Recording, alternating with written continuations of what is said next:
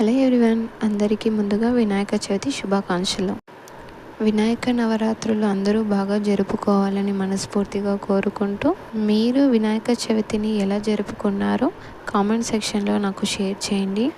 మా ఇంటి బుజ్జి గణపయ్యని మేము ఎలా పూజించామో వీడియోలో చూసేద్దాం.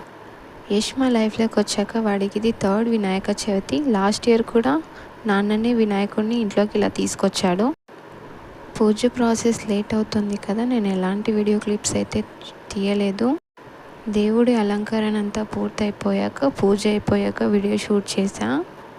సో పూజ విషయంకి వచ్చేప్పటికీ మనం ఎలా పూజ చేసినా హార్ట్ఫుల్గా దేవుడిని పూజిస్తే దేవుడు అందరినీ హ్యాపీగా ఉంచుతాడు. మా ఇంట్లో పూజ అయ్యేసరికి ఎగ్జాక్ట్గా 11 అయితే అయింది. నేను పూజ చేస్తుంటే డాడీ కూడా వచ్చాడు. నేను కూడా పూజ చేస్తా మమ్మీ అంటూ.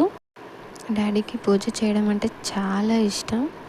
అక్షింతలు వేసి అగరబత్తులు తిప్పుతున్నాడు. పూజలో ఈ ప్రాసెస్ అంటే వాడికి చాలా ఇష్టం. మనందరికీ తెలిసిన విషయమే కదా, వినాయకుడికి లడ్డు ఎంత ఇష్టమో. మా డాడీకి కూడా స్వీట్స్ అన్న లడ్డు అన్న అంతే ఇష్టం. లడ్డు తీసుకొని తింటుండు. ఇక్కడ మా సైడ్ అయితే ఈవినింగ్ టైమ్స్లో విలేజ్లో వినాయకుడిని కూర్చోపెట్టి పూజ చేస్తారు. సో ఈవినింగ్ అయ్యాక మరి పూజ చేసి కొబ్బరికాయ కొట్టి ప్రసాదాలు వినాయకుడిని కదిలిస్తున్నాను. మా ఇంట్లో వినాయకుడిని తీసుకొని వెళ్ళి విలేజ్లో వినాయకుడి దగ్గర పెట్టేసి వస్తాము.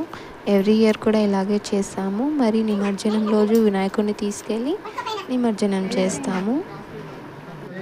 మా ఇంటికి దగ్గరలోనే వినాయకుడిని కూర్చోబెట్టి పూజ చేశారు. సో అక్కడ కూడా వెళ్ళేసి పూజ చేసుకొని అయితే వచ్చాం. ఇక ఈ వీడియో అయితే ఇంతే.